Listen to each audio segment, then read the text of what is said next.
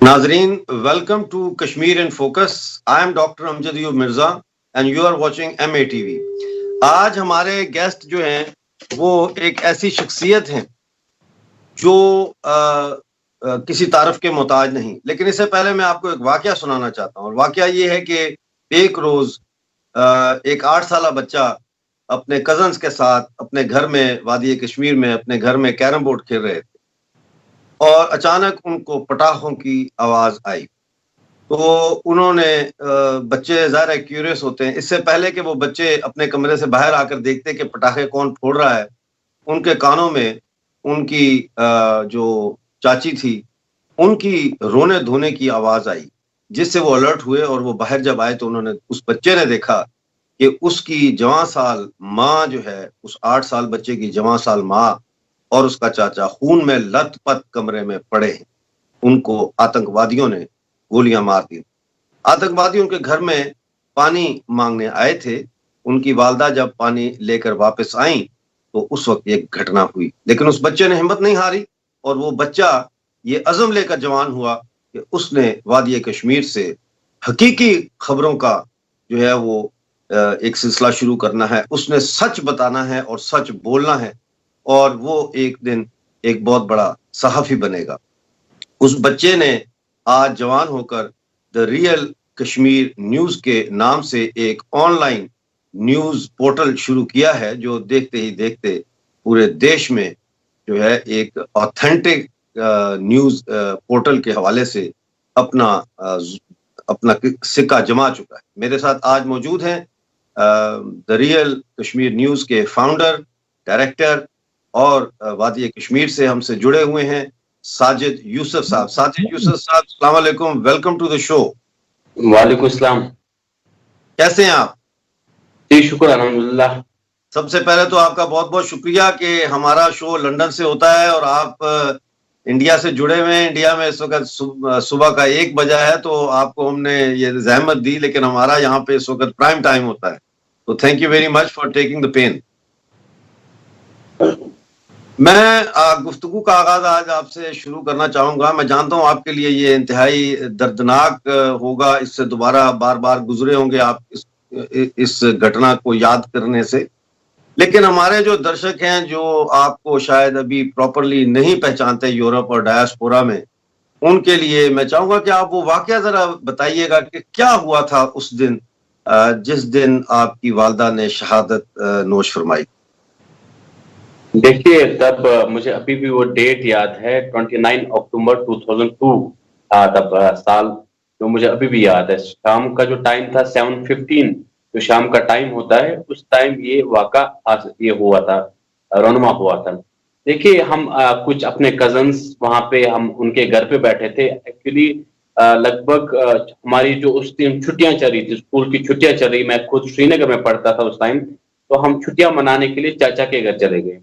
And जब हम चाचा के घर चले गए, क्योंकि हमारे लिए ये सब चीजें नई चीजें थी, कभी देखी नहीं थी इन चीजों को हमने। और जब हम शाम का टाइम था, 7:15 का टाइम था, हम कैरम खेल रहे थे, जो चाचा के या हमारे जो चचेरे भाई है, चचेरी बहनें हैं, हम कैरम बोर्ड खेल रहे थे। एंड हमारे ऑल ऑफ सडन हमने जो आवाजें सुनी वो ऐसा लग रहा था कि पटाखे, क्योंकि एक 8 साल के बच्चे या जितने भी मेरे कजन्स थे, वो भी छोटे बच्चे, वो मुझसे छोटे थे, और हम लोग हंस के मजाक उड़ा रहे थे, पता ही नहीं कौन आज पटाखे फोड़ रहा है। और लेकिन हम लोगों को ये नहीं पता था कि पटाखे हमारे घर में फूट रहे हैं और उससे शिकार भी हमारे घर वाले हो रहे हैं। और जब हमने रोने धोने की आवाज सुनी तो हमें लगा कि कुछ ना कुछ हुआ है। जब हम बाहर निकले तो हमने देखा कि जो हमारा कमरा है, कमरे की डोर पे 2 लाशें पड़ी हुई है और पूरी दीवार पे खून से लिपटी हुई 2 लाशें हमने देखी। एंड उस चीज के देखने के बाद भी हमें ये भी पता नहीं था कि लाशें पड़ी हुई है और ये चीज अब ये जो हमने लाशें देखी है और ये इसके बाद कभी जिंदा नहीं हो सकते। और क्योंकि हम छोटे थे और हमें अभी भी याद है, मुझे वो दिन भी याद है कि जब मैं बार बार उन कड़ी जो उस दिन वो दिन था याद है, जब मुझे अभी याद है, जब जनाजे का टाइम था, मैं हर किसी इंसान को, जितने भी वहां पे जनाजे में थे, मैं हर किसी को ये बात बोलता था कि मेरी माँ उठती क्यों नहीं, मेरे से बात क्यों नहीं करती। मुझे अभी भी याद है जब बेड पे मेरी माँ की लाश पड़ी हुई थी और उन दरिंदों ने उसकी आंख में गोली मारी थी। और मैं बार बार अपनी माँ की लाश से बात करके ये पूछता था, माँ मुझसे गलती क्या हुई, तुम उठो, तुम बात क्यों नहीं कर रहे। मुझे लगा शायद वो नाराज होकर सो रही है। मैं बहुत टाइम से उसको जगाने की कोशिश कर रहा था, लेकिन मुझे वो कभी उठ नहीं पाई, क्योंकि एक 8 साल के बच्चे को इस चीज की पता भी नहीं था, गुल्लक भी नहीं थी इस चीज की कि गोली खाने के बाद इंसान कभी जिंदा नहीं उठता। और मुझे वो वाक़ा भी याद है, जब मेरे जो वालिद साहब है, जब वो वहां पे आए, मैं वालिद साहब से भी यही बात पूछता रहता कि मेरी माँ अभी तक उठ क्यों नहीं रही है। उनने कहा इनको चोट लगी है, ये एक्चुअली हॉस्पिटल गए हुए हैं, इनको हॉस्पिटल लिया जाएगा और ये ठीक हो जाएंगे।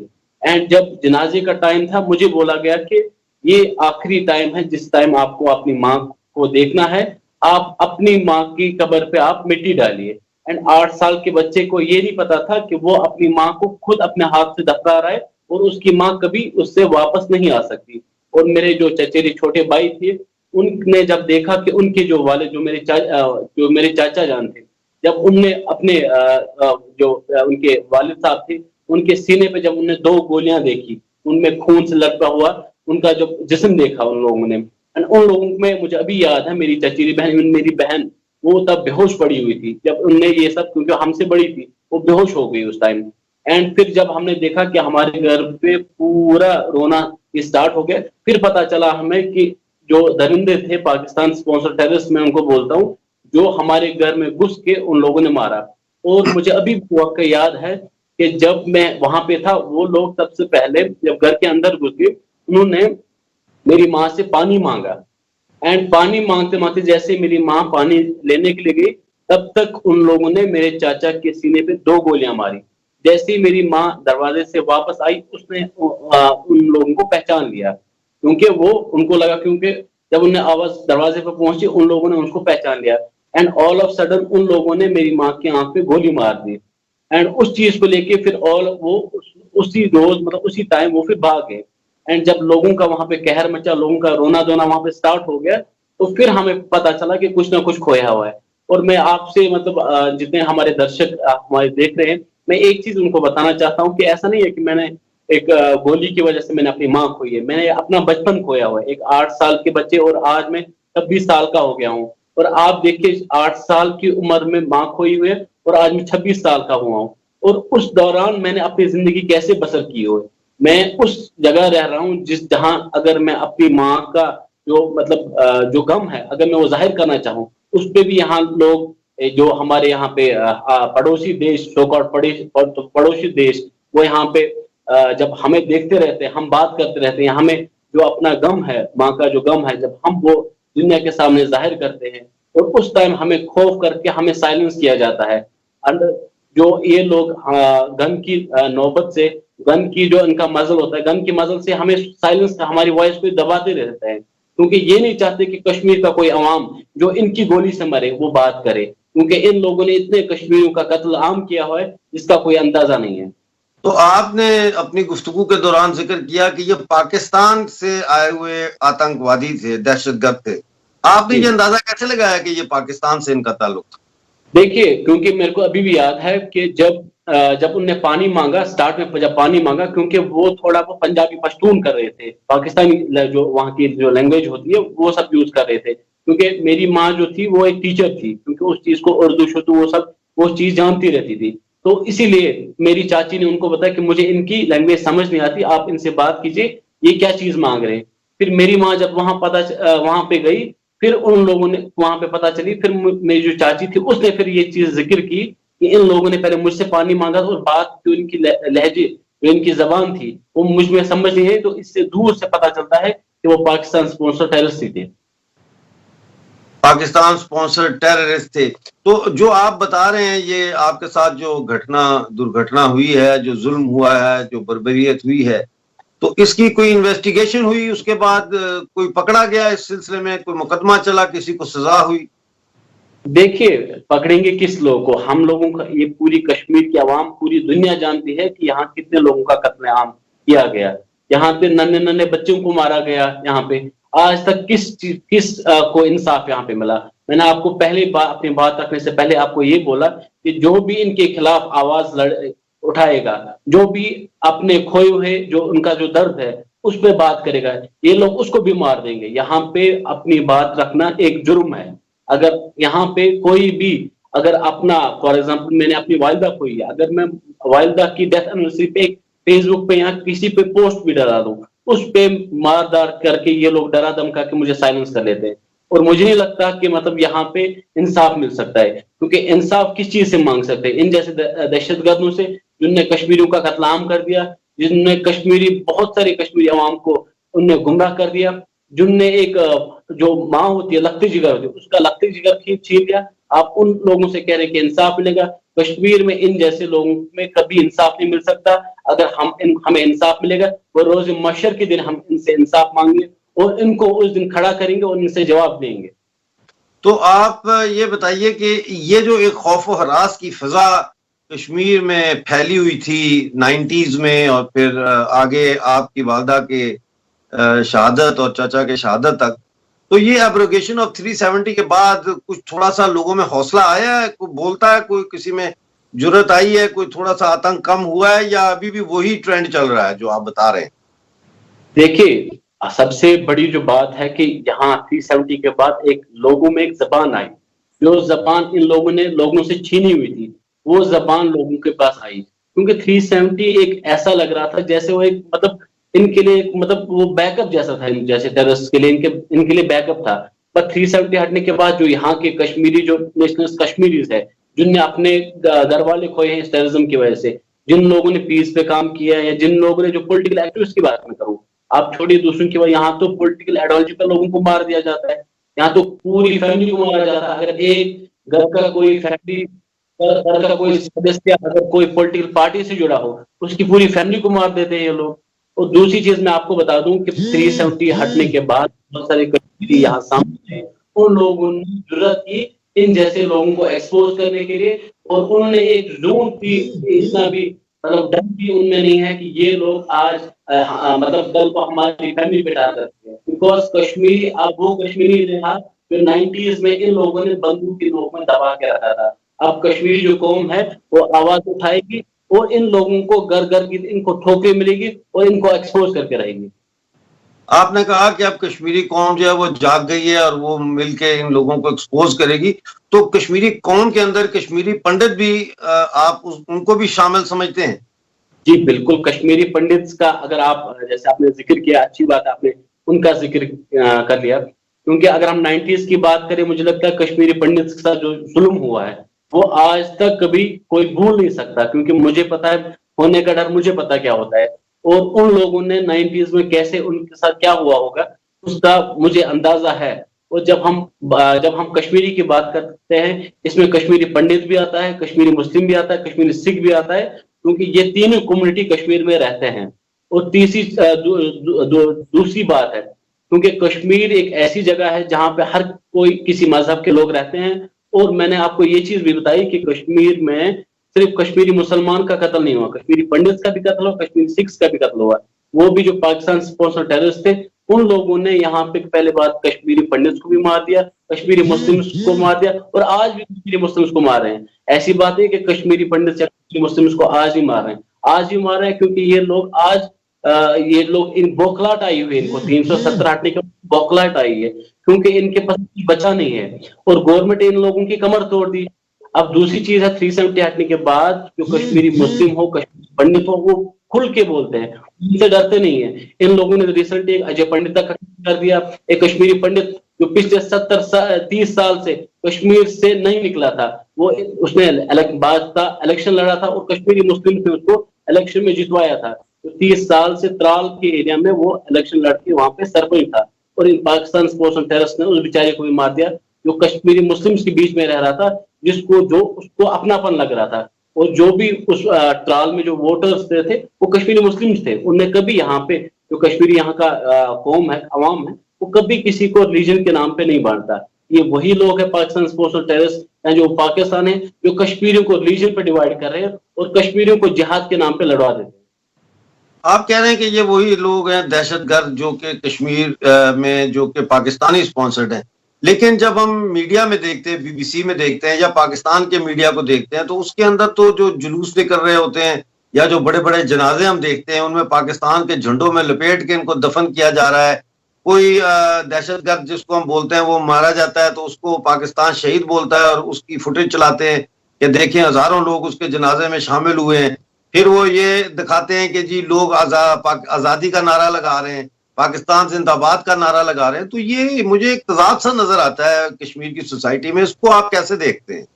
देखिए, आपने बात की बीबीसी की। मैं बीबीसी को बोरिंग ब्रॉडकास्ट चैनल बोलता रहता हूँ, बिकॉज उनका जो अपना प्रोपेगेंडा होता है, या जो पाकिस्तान की रेडियो पाकिस्तान है, या उनकी जो कुछ जियो टीवी है, बाकी जो चैनल है इनकी, उनका काम है प्रोपेगेंडा चलाना।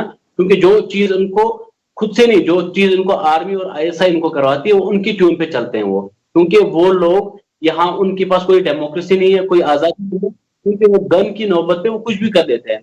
जैसे आपने भी बात की कि यहाँ पे जनाजों पे बहुत सारे लोग होते हैं। देखिए, ये बात आपने सच बोली कि यहाँ के लोग जो है, पहले जनाजों में ऐसा होता था। जैसे आपने अभी 370 की बात की, 370 से पहले अगर आप देखें जनाजों पे लोग जाते थे, उसका ये रीजन है क्योंकि लोगों को डर था। क्योंकि कोई अपना घर, कोई अपने बच्चे नहीं खो सकता।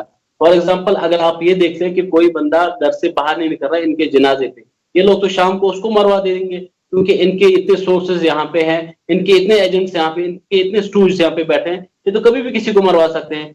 जो लोग एक छोटे से बच्चे को मार सकते हैं, उनके लिए कौन सी नई बात है कि किसी और को मरवा देना। इनको तो एक चीज कॉमन है।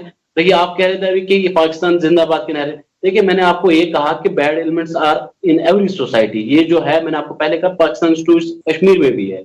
जो इनके पैसों पे पलने वाले जो यहाँ पे लोग हैं, वो इनका काम करते रहते हैं। और 5 अगस्त के बाद अगर आपने देखे कि थिंग्स व्हाट चेंज, ऐसा कुछ नहीं। आपने बहुत सारे कितने टेररिस्ट मारे गए, यहाँ पे फॉरेन टेररिस्ट हो या लोकल टेररिस्ट हो, मारे गए। कितने लोगों ने जनाजा किया, एक भी बंदा जिन्हें सिर्फ फैमिली के बगैर किसी को एलो नहीं। वो जमाना गया। ये 370 से पहले ये सब चीजें जो फैमिलीवाद, जो यहाँ की सरकारें जो अभी तक कर रही थी, इनको ग्रूम कर रही थी, ग्लोरीफाई कर रही थी, वो जमाना गया। अब 370 हटने के बाद ये सब चीजें बंद हो गई। अगर आप देख लें कि अगर जब कोई जो हमारा यहाँ का सिक्योरिटी फोर्स नौजवान होता है, जब वो शहीद होता है, उसके जनाजे पे अब उससे ज्यादा लोग आते हैं और उससे ज्यादा मातम आता है। जब कोई टेररिस्ट मरता है, एक भी बंदा पूछता नहीं है, उनकी फैमिली भी उनको पूछती नहीं है। आप अगर आप सोशल मीडिया पे देखते, बहुत सारे जो इनके पेरेंट्स होते हैं, वो भी उनको आज एक्सेप्ट नहीं करते। जो गर्दों के वालिदैन है वो भी अपनी औलाद को एक्सेप्ट नहीं करते। ये बिल्कुल सही बात है और ऐसा हो रहा है। ये एक नया फिनोमेना कश्मीर में देखने में आ रहा है कि मिलिटेंट्स के जो जनाजे आजकल हैं उनमें अव्वल तो नजर ही नहीं आता जनाजा, और अगर होता भी है तो उसमें बहुत कम लोग होते हैं। अच्छा, ये बड़ा प्रोपेगेंडा किया जा रहा है कि जी कश्मीर में लॉकडाउन चल रहा है, यानी कि पॉलिटिकल लॉकडाउन, यानी कर्फ्यू, और कोई बाहर नहीं जा सकता। पाकिस्तान में जो पाकिस्तानी ऑक्युपाइड जम्मू कश्मीर की जो लेजिस्लेटिव असेंबली है, उसके जो प्राइम मिनिस्टर हैं फारूक हैदर साहब, वो पार्लियामेंट के फ्लोर पे खड़े होकर कहते हैं कि कश्मीर की जो औरतें हैं वो सुबह उठ के दरवाजा खोलती हैं और देखती कहती हैं, पूछती हैं पाकिस्तान आर्मी आई कि नहीं आई, और वो रोती हैं और वो फरियादें कर रही हैं कि पाकिस्तान आर्मी आके उनको छुड़ाए। तो इसके ऊपर थोड़ा सा आप उनको पैगाम कोई दें कि क्या हकीकत है।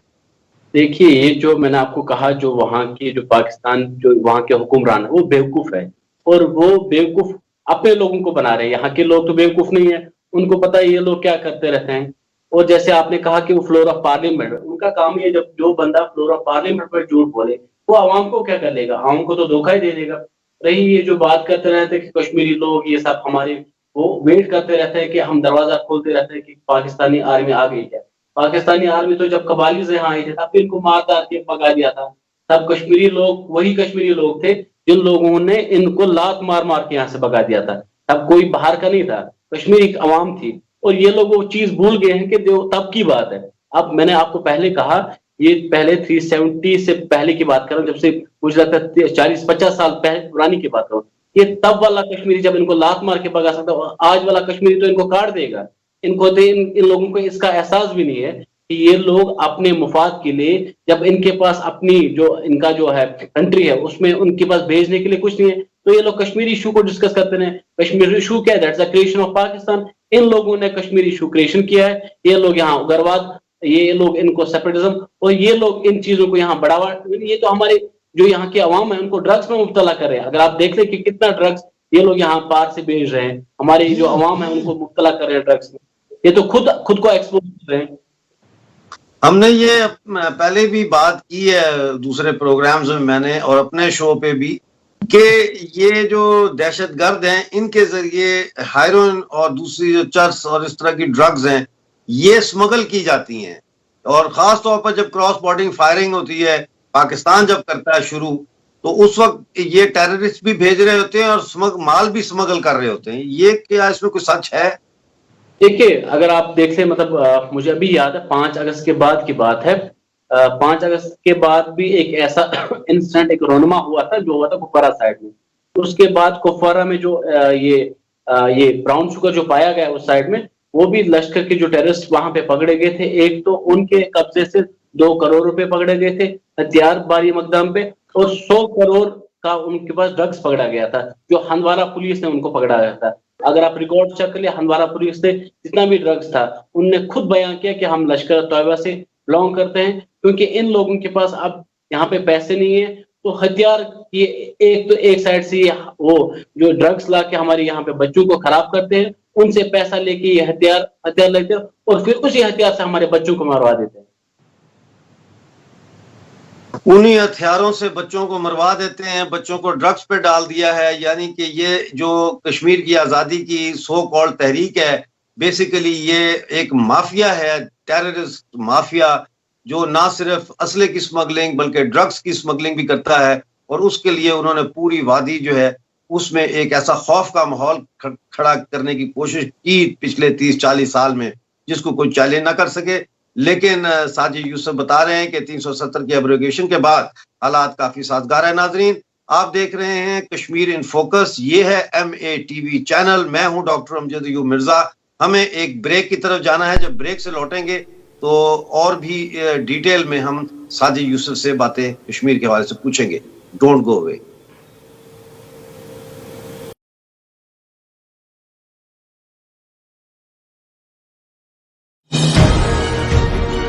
आपका अपना मोबाइल MATV मोबाइल लॉन्चिंग सून।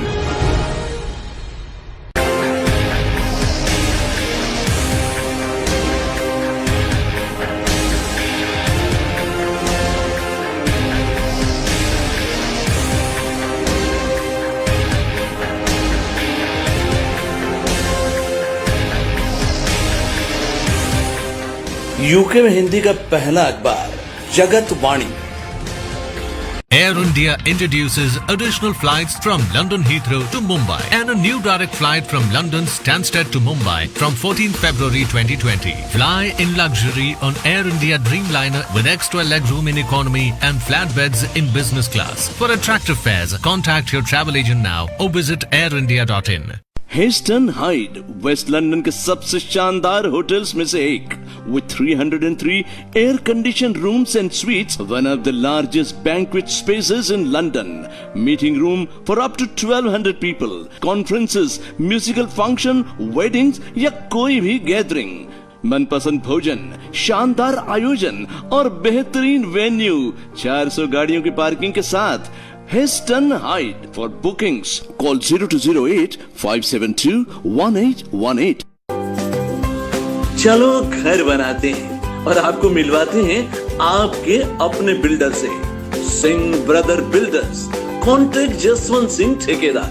हर तरह का building work, new building, extension, renovation, patio, garden, garage या शेड, हर तरह का काम अनुभवी कारीगरों द्वारा, सेटिस्फेक्शन गारंटीड। 50 साल के अनुभव के साथ Singh brother builders. For free estimate call 07930 508888। That is 07930 508888। The Akshay Patra Foundation has taken on a massive initiative to make sure that millions of people receive a freshly prepared plate of food. We are now serving over 1 million families, children, daily wage earners, migrant labor, and generally people who are deprived of a basic plate of food. We just do not want anyone to go to bed hungry. Please join us in this massive endeavor. This is a fantastic opportunity for all of us to come together and help millions. Every little penny that you donate will make a massive difference to hundreds of people. Thank you.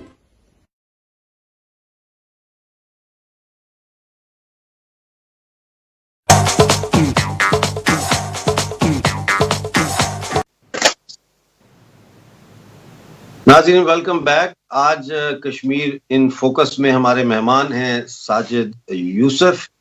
Sajid Yusuf जो है वो the real Kashmir news के CEO हैं, founder हैं, और एक बड़ा नाम उनका इस वक्त जो है वो पूरे भारत में बहुत ऊंचा जा रहा है, और वो डायरेक्ट विक्टिम हैं टेररिज्म के। उनकी वालदा और उनके चाचा को उनके सामने गोलियां मारकर दहशतगर्दों ने जो है वो शहीद किया जब इनकी उम्र 8 साल। तो वेलकम बैक जी साजिद भाई। मैं आपसे ये पूछना चाहूंगा कि ये जो अब तब्दीली आई है 370 के बाद, ये जो डोमिसाइल एक्ट है, इसके बारे में हमें कुछ बताएं कि डोमिसाइल किन को मिल रहा है, क्योंकि बड़ी इसके बारे में चर्चा हो रही थी। देखिए, डोमिसाइल लॉ जो एक्चुअली अगर आप देखिए उसके पीछे अगर आप रीजन देखिए डोमिसाइल लॉ कश्मीर में क्यों लाया गया। अगर आप देखें कि यहाँ पे बहुत सारे ऐसे जो यहाँ पे लोग थे, फॉर एग्जाम्पल जो यहाँ 10 साल से 5 साल से 15 साल से जो यहाँ पे नौकरियां कर रही थी, उनकी सीधी सी बात है उनके बच्चे भी होंगे, बच्चे भी उनके पढ़ते होंगे यहाँ पे, एंड जब वो यहाँ कश्मीर में कुछ कंट्रीब्यूट कर रहे हैं, क्या उनके बच्चों को हक नहीं है ये सब चीजों के लिए? क्या उनके बच्चों के लिए जॉब ये सब हक नहीं करता है क्या? मैं अपनी बात करूं कि मैं खुद एक मतलब नवोदय स्टूडेंट हूँ, और जो मेरे खुद उस्ताद जो यहाँ पे पढ़ाते थे मेरे को 10 साल उनको जो उनकी पोस्टिंग होती थी, 10 साल मिनिमम उनकी पोस्टिंग कश्मीर में होती थी पहले, और जो उनके बच्चे भी वो भी वहीं पे पढ़ते थे। आप मुझे ये चीज बताइए कि जो इंसान बाहर से किसी दूसरे अपने घर छोड़ के कश्मीरी अवाम को यहाँ पढ़ा लिखा कर यहाँ पे 10 साल 15 साल देके, क्या उनके बच्चों को कोई हक नहीं है क्या वो यहाँ जॉब हासिल करे? और दूसरी चीज में मतलब ये मेरी सोच, अपनी जाती जो मेरी सोच है कि अगर आपके पास एक टैलेंट है, आपका कोई टैलेंट छीन नहीं सकता। फॉर एग्जाम्पल यहाँ बोल रहे हैं बहुत सारे लोग इस चीज पे मतलब क्वेश्चन कर रहे हैं कि यहाँ पे जॉब्स की कमी हो जाएंगी उससे। देखिए, एक चीज है, जब शाह फैसल, आपने उसका नाम सुना होगा, जब शाह फैसल ने IAS टॉप किया था, जब वो काबिल तरीन इंटेलिजेंट बंदा था, IAS जब उसने टॉपर किया, तो उस टाइम पूरी जो इंडिया थी उस पर उसने टॉप किया, क्योंकि उसको अपनी काबिलियत की वजह से उसने किसी ने उसकी काबिलियत छीनी नहीं कि भाई तू कश्मीरी है, तू नहीं आगे नहीं बढ़ सकती, तो उसकी काबिलियत ने उसको टॉपर बना दिया। तो जब कश्मीर की बात आती है तो कश्मीर में बहुत सारे लोग जो यहाँ पे प्रपंडा करने के लिए बैठे हुए हैं, उनको अपनी दुकानें चलाने के लिए कुछ ना कुछ यहाँ पे फालतू चाहिए। और सबसे ज्यादा जो इसका पुश आता है वो पार से ही आता है, क्योंकि पार वालों ने कश्मीर को का सत्यानाश कर दिया है। अपना तो घर इनसे बसता नहीं है, तो दूसरे के घर पे शीशे पे एक पत्थर मारते रहते हैं। तो ये मुझे बताएं कि आपने कहा कि इससे लोगों को फायदा ये होगा कि जो लोग कश्मीर को अपनी खिदमात दे रहे हैं, जो कश्मीर में बच्चों को पढ़ा रहे हैं या कंट्रीब्यूट करें कश्मीर में, उनके बच्चों को भी यहाँ पे हक होना चाहिए, वही जो कि एक आम कश्मीरी शहरी को होता है। ये बहुत अच्छी बात है। तो ये मुझे बताइए कि ये जो नई पार्टी बनी थी, एक अल्ताफ बुखारी साहब उसके लीडर बने, तो इसके बारे में काफी कहा जा रहा है कि जी ये प्रो बीजेपी पार्टी है और ये बीजेपी ने ये पार्टी बनाई है। तो इसको थोड़ा सा डिसाइफर करें, इस जो है ना मिथ को जरा सा एक्सप्लोर करें हमारे दर्शकों के लिए। देखिए, आप अल्ताफ साहब के बारे में बात कर रहे हैं, जो कि जम्मू कश्मीर अपनी पार्टी के सदर है। अगर आप वो देखें, अल्ताफ साहब का देख लें कि वो बहुत सारे लोग जो आपने कहा इल्जाम लगा रहे हैं कि वो बीजेपी की पार्टी है। देखिए, अगर बीजेपी की पार्टी होती, बीजेपी को क्या जरूरत है प्रॉक्सी पार्टी बनाने के लिए, जब उनकी आरडी पार्टी पूरी मेजॉरिटी में अच्छे बहुमत से अभी राज कर रही है, हुकूमत कर रही है इस टाइम, तो उनको प्रॉक्सी बनाने की क्या जरूरत है? अगर आप ये देखें अल्ताफ साहब का, अगर आप देखते हैं कि वो पहली बात एक टाइकून, बिजनेस टाइकून रह चुके हैं, उनको पैसों की कमी नहीं है और उनको किसी चीज की कमी नहीं है, क्योंकि बहुत सारे लोग जो दावा करते रहते हैं कि यहाँ पे नई पार्टी इसलिए बनती है क्योंकि पैसों के लिए करना। अल्ताफ साहब तो बिजनेस टाइकून है, उसको पैसों की कमी नहीं है, बिकॉज अल्ताफ साहब कश्मीर को अगर कुछ कंट्रीब्यूट करना चाहते हैं, क्योंकि पुराने लोग अगर आप देख लें कि 370 हटने के बाद यहाँ वो लोग जिन लोगों ने कश्मीरियों को 30 साल से लूटा, वो लोग जिन लोगों ने कश्मीरियों को 70 साल से आजादी, ऑटोनॉमी और सेल्फ रूल के नाम पे लूटा था, उनकी दुकानें बंद हो गई। अब फॉर एग्जाम्पल अगर अल्ताफ साहब चाहते हैं कि वो कश्मीर को कुछ कंट्रीब्यूट करे, जब लोगों को कोई दिक्कत नहीं है तो पार वालों या दूसरे वालों को कौन सी दिक्कत है? प्रॉब्लम अगर उन लोगों को है जिन लोगों ने कश्मीरियों को लूटा था, प्रॉब्लम उन लोगों को है जिन लोगों की दुकानें बंद हो गई, प्रॉब्लम उन लोगों के जिनके घरों के छत उड़ गए, क्योंकि उन लोगों ने 30 साल तक कश्मीरियों के खून पे अपने घर बनाए हुए थे, अपने महल सजाए थे, और उन लोगों का आज घर बंद हो गया है। तो ये अल्ताफ साहब के बारे में बात करूं मैं, अगर अल्ताफ साहब फॉर एग्जाम्पल इलेक्शन लड़ रहे हैं, वो चाहे किसी भी पार्टी से बिलोंग करें या उनने अपनी पार्टी बना ली, वो उनका एक जाति, एक मुझे लगता है अपना एक चीज है।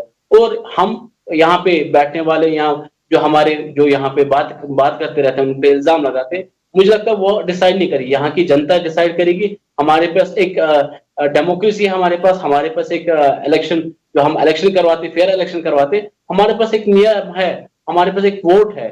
हम उस वोट के कारण अगर हमें अल्ताफ साहब लगता है कि डिजर्व कैंडिडेट है, या उनकी जितने भी पार्टी के सदस्य है वो डिजर्व करते हैं, हम उनको वोट डालेंगे।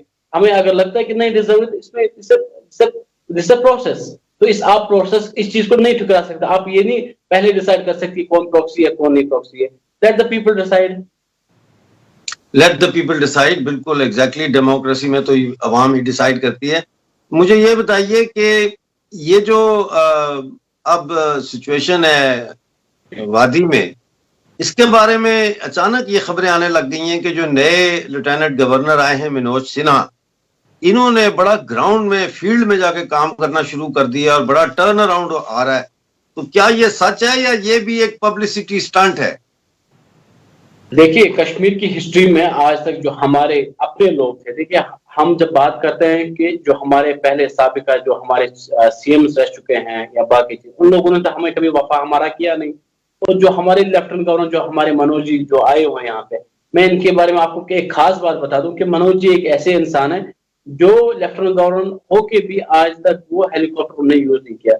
जब भी इनको ट्रैवल करना हो, तो मैं कश्मीर की बात करता हूँ, जब भी इनको ट्रैवल करना तो बाय रोड जाते हैं, क्योंकि ये लोग, ये जो है मनोज जी है, ये खुद ग्राउंड की जो सिचुएशन है वो देखना चाहते हैं। इनने, मुझे लगता है कि ऐसा कोई दिन नहीं है जब भी किसी डेलीगेशन से ना मिले, या जो हमारे प्रोजेक्ट वर्क चल रहे हैं उन पे तेजी से काम नहीं करें, या फंड्स जितना भी हमारा, मुझे लगता है कि जो जब से इनने इदारा संभाला है, मुझे अभी याद है जब इनका नाम लिया गया था कि ये लेफ्टिनेंट गवर्नर के लिए पोस्ट चुने गए थे, एंड जैसे ये कश्मीर, जब इनकी फ्लाइट यहाँ कश्मीर पहुंच गई, पहली मीटिंग इनने विदाउट वेस्टिंग द टाइम इनने पहली मीटिंग बुलाई, और उस मीटिंग के बाद दूसरे दिन ये एक डिस्ट्रिक्ट का टूर किया है। मुझे लगता है साउथ कश्मीर से लेकर नॉर्थ कश्मीर, सेंट्रल कश्मीर से लेकर जम्मू, चनाब वैली, ऐसी कोई जगह नहीं है जो इनने क्रॉस ना की है।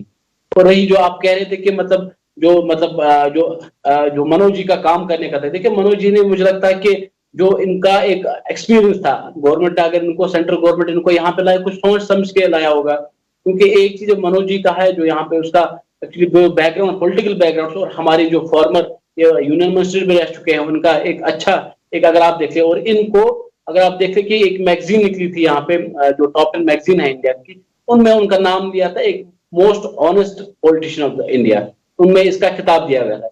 एंड जो वो इंसान यहाँ पे मशक्कत से यहाँ पे लोगों के लिए काम करना चाहते, मुझे लगता है उससे बड़ी खुशकिस्मती की बात है। हम लोग कश्मीरी खुश है कि उन जैसे नेता हमें इस वक्त सर्व कर रहे हैं हमें।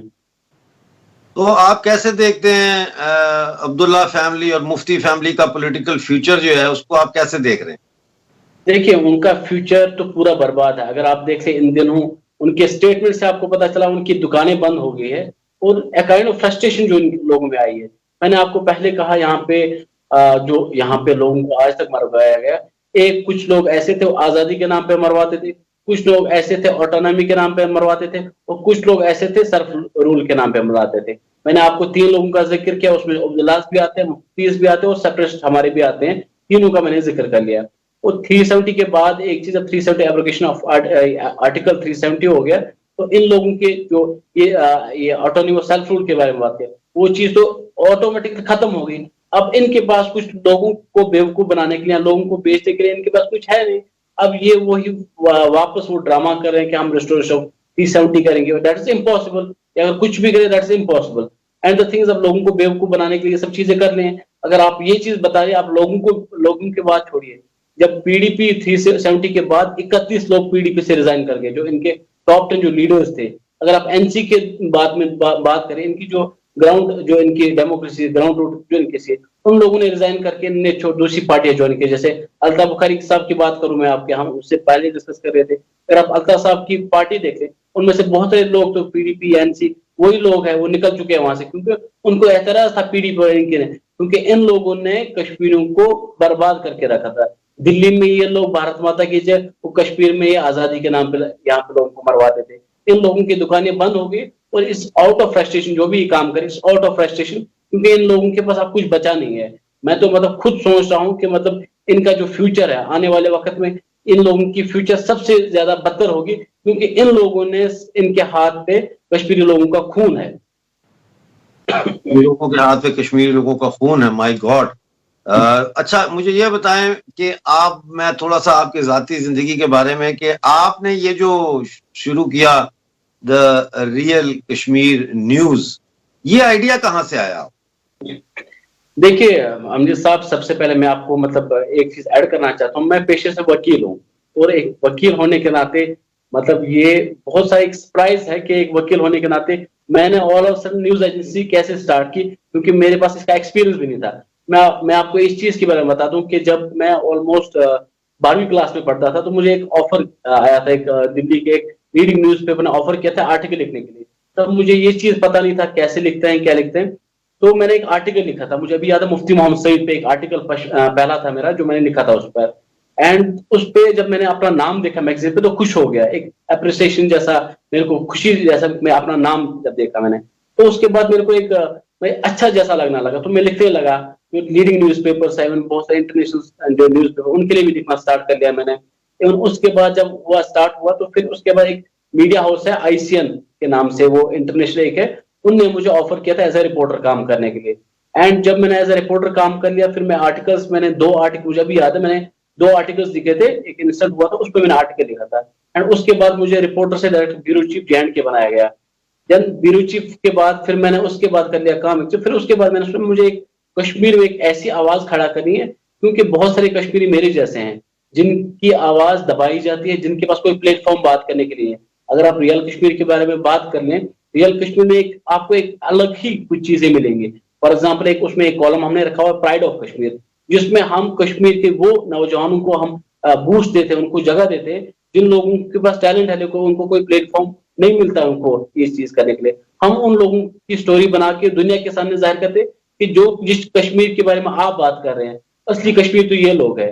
क्योंकि यहाँ पे जो हमारे मीडिया है, जो आप अभी बाहर वाले मीडिया के बारे में बात करें, जिनका बीबीसी के बारे में या बाकी जो हमारे फॉरेन में कुछ बैठे हुए जो जर्नलिस्ट बकवास लिखते हैं कश्मीर के बारे में, स्टोरीज कवर करते हैं, उनका ये चीज है कि स्टोन पेल्टर, जो इक्का दुक्का यहाँ पे जो स्टोन पेल्टर्स हैं या जो गन उठाते हैं, बस यही कश्मीर है। असल कश्मीर तो ये लोग हैं जो आज तक जिनको कोई प्लेटफॉर्म मिला नहीं। तो मैंने इस चीज को ये सोच के, जो हमारी टीम थी उसमें बहुत सारे फीमेल्स भी है, उन लोगों ने इस चीज को दिमाग में रखा था कि हम लोग करेंगे काम एक चीज, कश्मीर को एक नई दिशा दे देंगे, और हमने एक प्लेटफॉर्म खड़ा किया था। और अगर आप न्यूज आप देखें, आज तक जितने भी यहाँ पे लोग हैं, हमने इस चीज को, जो रियल कश्मीर जो पोर्टल हमारा था, हमने इस चीज को डेवलपमेंट वर्क पे दिया था। क्योंकि आज तक अगर आप जितने भी यहाँ पे कश्मीर की न्यूज़पेपर देख लें या पोर्टल देख लें, वो सिर्फ नेगेटिव चीजों को बढ़ावा दे रहे हैं, पॉजिटिव चीजों को यहाँ कोई यहाँ करता नहीं है। We don't care about the TRP, because the thing is, हम बिलीव करते हैं कि हमें, we are voice of voiceless people. तो अगर आप कश्मीर, द रियल कश्मीर का न्यूज का आप टैगलाइन, सब टाइटल, उसमें क्लियरली मेंशन हुआ है, we are voice of voiceless people. तो Kashmir, the real Kashmir news का यही मोटिव था। और इंशाल्लाह मतलब आने वाले वक्त में मुझे लगता है कि हम बहुत से लोगों की उम्मीदें बनेंगे, आवाजें बनेंगे। और साइड बाय साइड मैं आपको एक चीज और ऐड करना चाहता हूँ कि द रियल कश्मीर न्यूज एक ऐसी भी चीजें उठाता है, फॉर एग्जाम्पल कहीं किसी के घर पे कुछ प्रॉब्लम होती है, कहीं रोड की किल्लत होती है, बेसिक जो प्रॉब्लम्स होती है, वो भी हम उठा के उस पर पब्लिश कर लेते हैं। एंड साइड बाय साइड हम कर लेते हैं, हम उसको अथॉरिटीज तक भी उस चीज को पहुंचाते हैं, और जब तक वो चीज उनका हल ना हो तब तक हम उस चीज पे बैठते नहीं है। बहुत अच्छी बात है। ये तो बहुत जरूरी है कि कश्मीर के अंदर जो हमारा टैलेंट है, जो हमारी अच्छी चीजें हैं, उनको भी हम लोगों के सामने लाएं, ताकि सिर्फ एक जो जलता हुआ कश्मीर का इमेज इतना दुनिया में नोटोरियसली पॉपुलर हो चुका है, उसको चेंज किया जा सके। मैं आपसे ये जानना चाहता हूं कि इस वक्त जो जिस रास्ते पर कश्मीर जा रहा है, आप क्या समझते हैं कि कौन से ऐसे मोस्ट इम्पोर्टेंट 2 या 3 स्टेप्स हैं जो लेने चाहिए यूथ को इस ट्रॉमा से निकालने के लिए, क्योंकि ये पूरी सोसाइटी एक ट्रॉमाटाइज सोसाइटी है। देखिए, सबसे चीज हमें इस चीज को जानने से पहले ये चीज पहले समझनी पड़ेगी, जो यहाँ के जो नौजवान है वो उस पे ट्रॉमा में क्यों गुजर रहा है। सबसे चीज मैं आपको ये बता दूं कि कन्फ्लिक्ट की वजह से यहाँ पे जो मेरे पास जो रिकॉर्ड्स है इस चीज पे, कि सबसे ज्यादा जो यहाँ पे 45% जो यहाँ के जो लोग हैं वो मेंटल ट्रॉमा से गुजर रहे हैं। ये जो रिपोर्ट है मेडिकल सैंड प्रोटिकर एंड एक्शंस उनकी है, ये उन लोगों ने ये चीज मेंशन किया कि 45% जो कश्मीर की पॉपुलेशन है वो ट्रॉमा में गुजर रही है, एंड उसका एक जो रीजन है वो कन्फ्लिक्ट है। आपको भी पता है और पूरी दुनिया को पता है जो यहाँ पे जो कश्मीर में कन्फ्लिक्ट चल रहा है वो किन की वजह से चल रहा है और किन ने यहाँ पे स्टार्ट कर लिया। तो जो यहाँ की जो यूथ है, कौन सी ऐसा माँ बाप, कौन सा ऐसा यूथ ये चाहेगा कि उनका बच्चा सुबह घर निकले और शाम को वापस न आए? कौन सा ऐसा बाप या कौन सी ऐसी माँ चाहेगी कि सुबह बेटा घर से स्कूल निकले शाम को हथियार हाथ में ले? नहीं चाहेगा, क्योंकि कश्मीर को जो अवाम है वो चाहती है कि यहाँ पे सुकून से रहे, अमन से रहे, और कश्मीरियों को जीने का हक है। और जो कश्मीरी जो कौम है पिछले 70 सालों ने उन लोगों ने बस सिर्फ इस ट्रॉमा, मेंटल ट्रॉमा में सिर्फ घुस चुके हैं, क्योंकि ऐसा कोई दिन नहीं है जब यहाँ आतंकवाद इन लोगों की वजह से यहाँ लोगों की नींदें खराब हो चुकी है। ऐसा कोई दिन नहीं है जब ये जबरदस्ती घरों में जाके फिर उनके घर पे जब इनकाउंटर होता है तो ऑटोमेटिक उनकी फैमिली सफर करती है, जो वहां पे ऑनर होते हैं फैमिली, उनकी फैमिली, उनके बच्चे, बहुत सारे गरीबों के घरों में जाके ये लोग सुसाइड कर लेते हैं, ये सोच के, ये नहीं सोच रहे उनके बेचारों का क्या होगा। तो automatic it's all related to mental trauma, it's all about related with the conflict. Until जब तक 45% of the Kashmiri population is living in mental trauma. नाजरीन, मुझे यहाँ पे एक छोटा सा ब्रेक लेना है, ब्रेक के बाद आएंगे तो यहीं से गुफ्तगू का सिलसिला आगे बढ़ाएंगे। You are watching Kashmir in focus. I am doctor Amjad Ayub Mirza and my guest today is the editor and founder of the Real Kashmir news agency, Sajid Yusuf. Stay with us.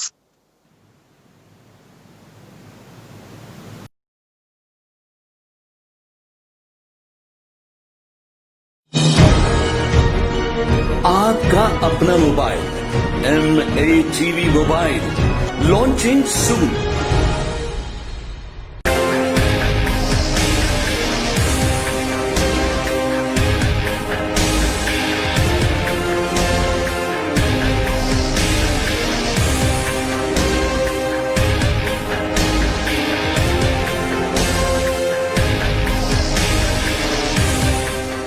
UK में हिंदी का पहला अखबार जगत वाणी। Air India introduces additional flights from London Heathrow to Mumbai and a new direct flight from London Stansted to Mumbai from 14th February 2020. Fly in luxury on Air India Dreamliner with extra legroom in economy and flat beds in business class. For attractive fares, contact your travel agent now or visit airindia.in. Heston Hyde West London के सबसे शानदार hotels में से एक, with 303 air conditioned rooms and suites, one of the largest banquet spaces in London, meeting room for up to 1200 people, conferences, musical function, weddings या कोई भी gathering. मनपसंद भोजन, शानदार आयोजन और बेहतरीन वेन्यू, 400 गाड़ियों की पार्किंग के साथ। Heston Hyde. For bookings, call 0208 572 1818. चलो घर बनाते हैं और आपको मिलवाते हैं आपके अपने बिल्डर से। Singh brother builders, contract Jaswant Singh ठेकेदार। हर तरह का building work, new building, extension, renovation, patio, garden, garage या शेड, हर तरह का काम अनुभवी कारीगरों द्वारा, सेटिस्फेक्शन गारंटीड। 50 साल के अनुभव के साथ Singh brother builders. For free estimate call 07930 508888। That is 07930 508888। The Akshay Patra Foundation has taken on a massive initiative to make sure that millions of people receive a freshly prepared plate of food. We are now serving over 1 million families, children, daily wage earners, migrant labor, and generally people who are deprived of a basic plate of food. We just do not want anyone to go to bed hungry. Please join us in this massive endeavor. This is a fantastic opportunity for all of us to come together and help millions. Every little penny that you donate will make a massive difference to hundreds of people. Thank you.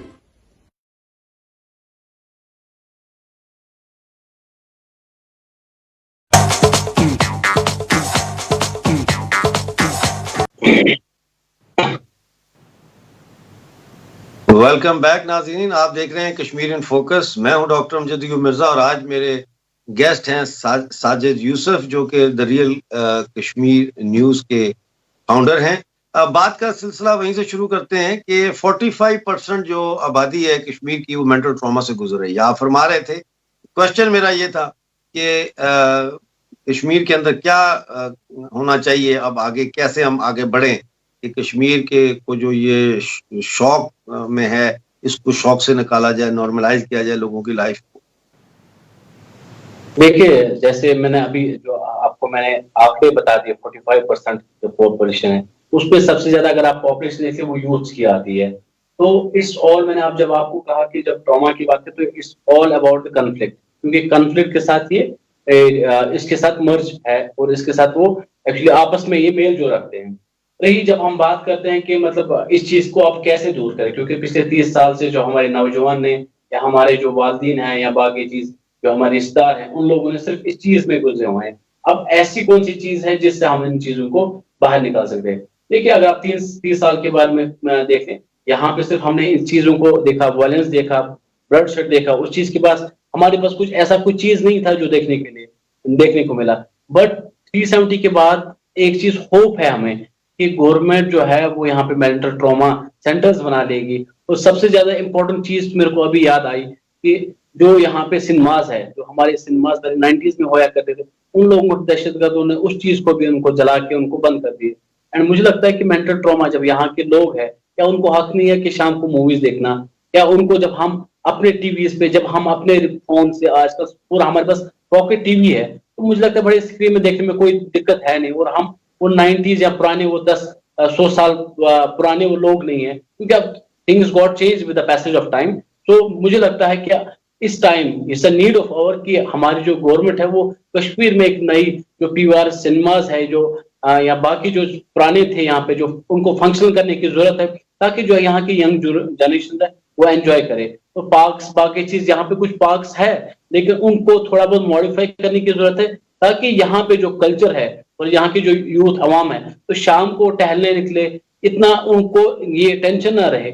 और even शाम को अगर कोई at least एक हफ्ते में इंसान अपनी फैमिली के साथ शाम को पीवीआर सिनेमा जाके थोड़ा एंजॉयमेंट फील करे, रिलैक्सेशन फील करे, because there is need of improvement. वो मुझे लगता है आने वाले वक्त में, क्योंकि हम ये नहीं कर सकते कि एक साल में भाई क्यों नहीं हुआ, अरे भाई आपका कोविड बीच में हो गया, जो चीज वो 70 साल में नहीं कर पाई, 30 साल में जो हमारी लोकल सरकारें नहीं कर पाई, वो आप कैसे बोल सकते हो कि एक साल में क्यों नहीं हुआ?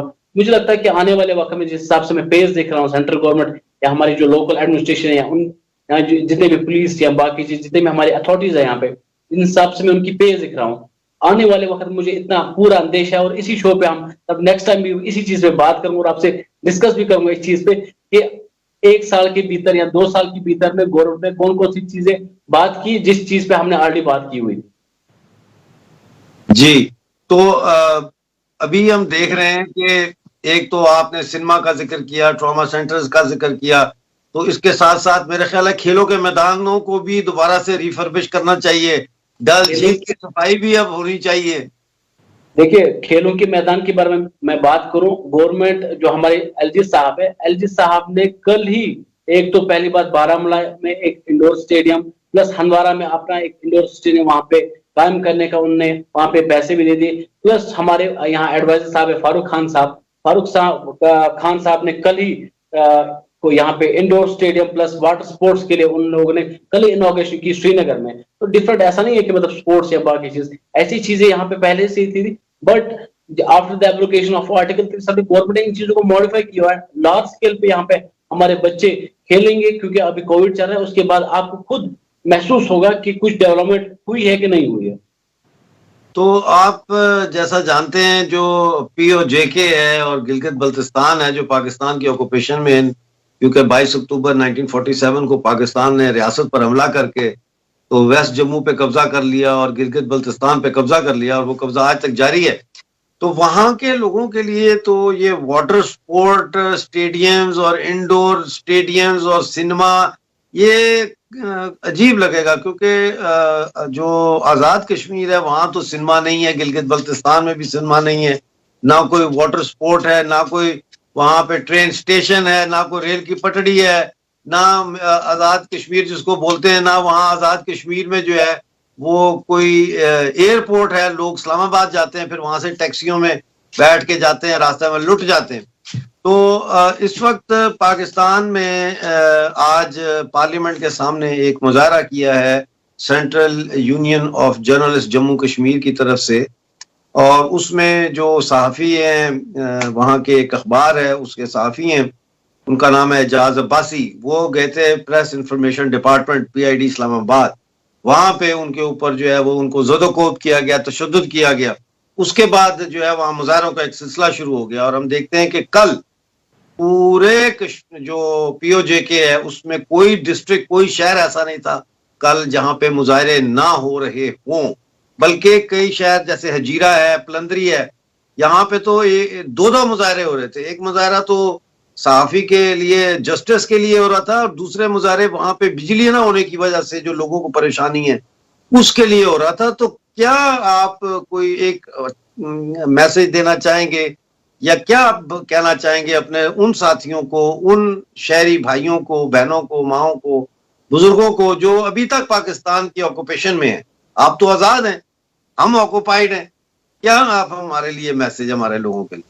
देखिए अमजद साहब, आजाद नाम रखने से कोई इंसान आजाद नहीं होता, क्योंकि जो इंसान के हुकूक होते हैं जब तक हम उस चीज से लोगों को महरूम रखें तब तक लोग आजाद नहीं कह सकते।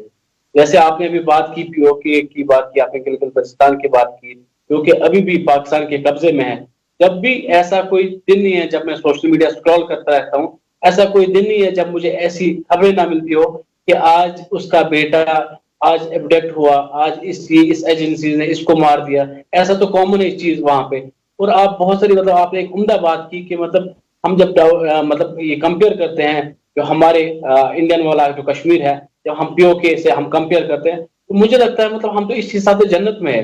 बिकॉज जैसे आपने खुद बोला कि वहां पे POK में तो वहां पे तो एयरपोर्ट भी नहीं है आपके पास। अगर आप हमारे यहाँ जम्मू कश्मीर में देखें, हमारे पास तो 2 इंटरनेशनल एयरपोर्ट है। अगर आप देखें श्रीनगर वो इंटरनेशनल एयरपोर्ट है, नाइट फ्लाइट्स भी है यहाँ पे। हमारे पास तो ऐसी कोई चीज है नहीं मतलब जो हमें लगा आज तक हमें महसूस हुई कि ये होनी चाहिए। हमारे पास सब कुछ ऐसी जो हमारी जो गवर्नमेंट है, गवर्नमेंट ऑफ इंडिया, उसने हमारे पास सब कुछ रखा हुआ है। बट जो हमारे जो अपने लोग हैं, जो कश्मीरी लोग, जो POK के जो लोग हैं, जो हमारे अपने लोग हैं, जो हमसे छीना जो गया है, उनके लोग हर किसी चीज से महरूम है। आपने एक बिजली की बात की, वो तो आपकी बेसिक नीड्स है। जब आप अपने लोगों को लोड शेडिंग इस चीज में फंसा के रखोगे, जब आप अपने लोगों को कत्ल गारत वो भी इस चीजों में कर लोगे, तो आप कैसे कह सकते हो मतलब लोग वहां के आजाद है? आपने एक चीज बता दी, आप POK की बात करें, ऐसा कोई दिन नहीं है। मतलब आज मैंने एक खवातीन का एक वीडियो देखा, वो जो कोर्ट कचहरी में वो वकील थी, एडवोकेट नसरीन शायद नाम उनका था, उसके साथ देखिए क्या हुआ रास्ते में। ऐसा चीज तो कॉमन है वहां पे लोगों को। तो मेरा मैसेज जो है वहां के लोगों को है कि मतलब ऐसा आप कभी ना सोचे कि आप अकेले हैं। हिंदुस्तान की आवाम आपके साथ है और पूरी दुनिया की आवाम आपके साथ है। हम आपके लिए लड़ेंगे, जो आपकी बेसिक राइट्स होंगे हम उनके लिए लड़ेंगे। और जब तक हम आपकी जो आपकी ऑक्यूपेशन है वहां पे, ऑक्यूपेशन फोर्स जो है पाकिस्तान की वहां पे, जब तक वो आप पे जुल्म बंद करना न करेंगे, तब तक हम जैसे कश्मीरी नौजवान, पूरे देश के जो हमारे नौजवान हैं, पूरी देश जो हिंदुस्तान के लोग हैं, वो आपके साथ खड़े होंगे और हर बार आपकी बात करेंगे। और जहां पे भी मौका मिले, हमें चाहे दुनिया के किसी भी कोने में हमें अपनी बात या आपकी बात रखने के लिए मौका मिले, हम वो बात जरूर रख लेंगे। और जब तक आपको इंसाफ नहीं मिलेगा, हम आपकी बात तब तक करते रहेंगे।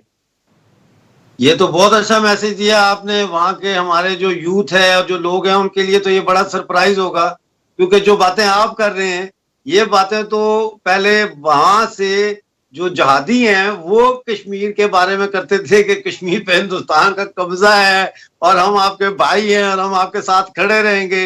जब तक जो है वो भारत का कब्जा है, तो हम उनको कहते थे कि भारत ने कब्जा नहीं किया। भाई कब्जा तो इन्होंने किया हुआ है, लेकिन वो अब आहिस्ता आहिस्ता जो है लोगों का नैरेटिव चेंज हो रहा है। तो ये आपने जो बात की है, पैगाम दिया है, ये मेरा ख्याल है लोगों को चौंकाएगा भी और लोगों को रुलाएगा भी और लोगों में एक हौसला भी पैदा करेगा।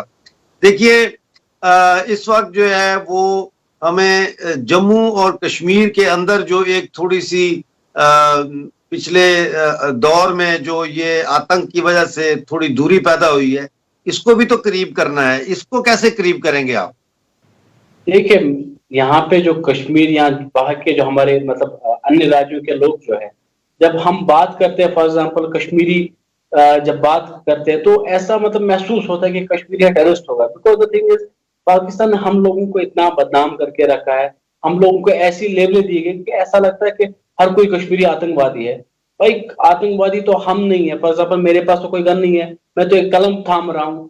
एंड पाकिस्तान की गलतियों की वजह से हम पूरा कौम क्यों भुगते? क्योंकि हम जो कश्मीरी जो कौम है वो पाकिस्तान के साथ कभी नहीं थे, हम पाकिस्तान के सपोर्टर में कभी नहीं है। मैं भी कश्मीरी अवाम हूँ, मैं दंग की चोट पे कहता हूँ मैं पाकिस्तान के साथ ना था ना जाना चाहूंगा। मैं हिंदुस्तान के साथ खुश हूँ, हिंदुस्तानी था, हिंदुस्तान रहूंगा।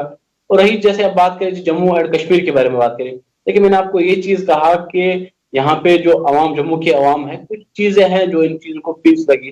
फॉर एग्जाम्पल जो हम बात करें कश्मीर की जो अवाम है, यहाँ पे थोड़ा लेबलिंग ज्यादा होती रहती है कश्मीर में, क्योंकि पाकिस्तान ने हम जैसे लोगों को इतना बर्बाद करके रखा है कि जम्मू के लोग अब इनको ये महसूस होता है कि उनकी आइडेंटिटी पे उन पे ये उंगली ना उठाए, तो थोड़ा बहुत एलिनेशन फील कर रहे हैं। एंड होपफुली जो पुराना वक्त था उसमें ये सब चीजें थी, बट नए वक्त में ऐसा कुछ नहीं है। जो जम्मू और कश्मीर हम एक है और हम एक बाजू होके हम पूरे जम्मू कश्मीर के लोग पूरी भारत के साथ हम आगे बढ़ के पूरी जो हमारे खित्ते हैं या पूरी जो हमारा देश है, अपने देश को पूरा हम आगे कर लेंगे। और आखिर में ये अब आखिर में मेरे पास 2 मिनट हैं, लद्दाख के हवाले से एक्सक्यूज मी, लद्दाख के हवाले से आप हमारे देखने वालों को बताएं कि लद्दाख पहले जम्मू कश्मीर का हिस्सा था, फिर अब उसको अलग यूनियन टेरिटरी बनाया है, तो उससे कहीं जम्मू कश्मीर और लद्दाख के लोगों में दूरी तो पैदा नहीं हो गई? देखिए, दूरी तो पैदा नहीं हुई। देखिए, जब हम बात करते हैं जम्मू कश्मीर, पहले हम लद्दाख, जम्मू कश्मीर लद्दाख बोलते थे। जब भी सेंटर से फंड्स आती तो 3 चीजों में डिस्ट्रीब्यूट होते थे, जम्मू कश्मीर और लद्दाख। और लद्दाख के लोगों को हमेशा ही इग्नोर किया गया है। जब भी आप देख ले सेंटर ने इतना पैसा कश्मीर पे लगाया, मुझे लगता है किसी भी जो हिंदुस्तान की जितने भी स्टेट्स है आज तक कभी भी इतना पैसा किसी पे खर्च नहीं हुआ। और यहाँ के लोगों को पैकेज बाकी चीज मतलब किसी चीज से मतलब एक माँ की तरह हिंदुस्तान ने हमेशा कश्मीर को पाला है। और जो दूसरे बाकी अन्य राज्य है उससे ज्यादा सबसे ज्यादा फंड्स कश्मीर को मिले हैं आज तक। और जैसे आप बात करते हैं लद्दाख, लद्दाख जो हमेशा एक महसूस कर रहा था कि उनको कोई पूछने वाला है नहीं, जब 370 के बाद उनको एक यूटी बनाया गया। अब जब भी कोई फंड्स आते हैं सेंटर से, लद्दाख के लिए एक अलग पैकेज मिलता है, जम्मू कश्मीर के लिए एक आता है। तो लद्दाख के लोगों को इस चीज की खुशी है, क्योंकि वो अभी तक ये मतलब रुके हुए थे, कुछ चीज डेवलपमेंट जो प्रोसेस वहां पे था उस चीज में वो रुके हुए थे। बट लद्दाख की जो सोच है वो कुछ आगे निकल चुकी है, वो अब उस चीज पे पुरानी सोच पे नहीं है। और ऐसा नहीं है मतलब लद्दाख के लोग लग रहे कि हम लोग अलग हो गए, वो हमारे भाई थे, भाई रहेंगे। और आज भी हम जब भी मन करता है हम लद्दाख चले जाते हैं, जब उनको मन करता है कश्मीर रहते हैं। ऐसा नहीं है मतलब फर्जमन जब हम दिल्ली जाके हमें महसूस होता है कि अपने देश में कौन सी दिक्कत है, लद्दाख जब मन करे तब जाएंगे। तो लद्दाख के साथ जो है अब जम्मू कश्मीर के साथ साथ लद्दाख में भी डेवलपमेंट हो रही है, तो उसके आखिरी 1 मिनट में कुछ बता सकते हैं कि वहां पे क्या डेवलपमेंट्स अगर आपके नॉलेज में है कुछ? देखिए, आपने मतलब जैसे आप लद्दाख के बारे में बात करूं, लद्दाख में अगर आप देखते कि जितना भी वहां पे इंफ्रास्ट्रक्चर जो खड़ा था हमारा टूरिज्म का था, क्योंकि पहले जो कश्मीर में था, कश्मीर में जितना भी टूरिज्म था पहले कश्मीर में था। And the thing is Ladakh को जब इस चीज पे देखे, जैसे आपने खुद देखा, आपको याद होगा कि बहुत सारी बॉलीवुड की मूवीज वहां पे बनी हुई है, लद्दाख में बनी हुई है। बट पीस सर्जरी के बाद वहां पे इंफ्रास्ट्रक्चर जो है आपका डेवलपमेंट प्रोसेस है वो तेजी से काम करने लगा, क्योंकि कश्मीर में कोविड की वजह से थोड़ा बहुत हड़ताल की वजह से ये सब चीजें पहले रुकी हुई थी। बट लद्दाख में ऐसी चीजें ना पहले से थी ना आज भी है, क्योंकि वहां के जो हमारे जो वहां पे मंत्री महोदय, बाकी जो हमारे MP साहिबान है वो अपना काम करें, इवन मेयर है बाकी या बाकी जो हमारे वहां पे काउंसलर्स है वो अपना काम कर रहे हैं। जो ग्रास रूट डेवलपमेंट होती है, ग्रास रूट डेमोक्रेसी, उस चीज पे वो लोग फोकस कर रहे हो। एक एक ब्लॉक लेवल की जो डेवलपमेंट होती है, जो बेसिक प्रॉब्लम्स होती है, वो चीज को सॉल्व कर रहे हैं। फॉर एग्जाम्पल आपके वहाँ पे बड़े बड़े जो आपका ये था वहाँ पे फ्लाईओवर्स बाकी चीज थे, वो कंप्लीट हो गए। और लद्दाख में मुझे लगता है सबसे ज्यादा काम तो वहां पे हो रहा है लद्दाख में, क्योंकि लद्दाख को एक सोच मिली है, एक डायरेक्शन मिला है, और अब तेजी के रास्ते से हर किसी चीज को छू रहा है। लद्दाख तेजी से तरक्की के रास्ते पर गामजन है। नाजरीन, आप लोग आज का प्रोग्राम देख रहे थे, हमारी सीरीज चल रही है एब्रोगेशन 370 के हवाले से, कश्मीर इन फोकस MATV पर। हमारा चैनल यूट्यूब और फेसबुक पर भी है, और ये प्रोग्राम आप फेसबुक और यूट्यूब पर लाइव भी देख सकते हैं। अगले हफ्ते आपके सामने हम फिर हाजिर होंगे एक नए मेहमान के साथ। आज हमारे मेहमान साजिद यूसुफ थे। Sajid Yusuf the real Kashmir news के फाउंडर थे। बहुत सी इन्होंने बातें की, बहुत सी नई बातें थी जो यकीनन मेरे लिए भी नई थी और आपके लिए भी नई होंगी। नेक्स्ट वीक हम बात करेंगे खुसूसी तौर पर कश्मीर के अंदर जो इस्लाम आया और जो हिंदूइज्म का जो एक दौर था उस हवाले से, और वहाँ के मंदिरों की हवाले से जो है अगले प्रोग्राम में चर्चा होगी। तो अगले हफ्ते तक के लिए आप मुझे डॉक्टर अमजद अयूब मिर्जा को इजाजत दीजिए। अपना बहुत बहुत सारा ख्याल रखिएगा। आदाब।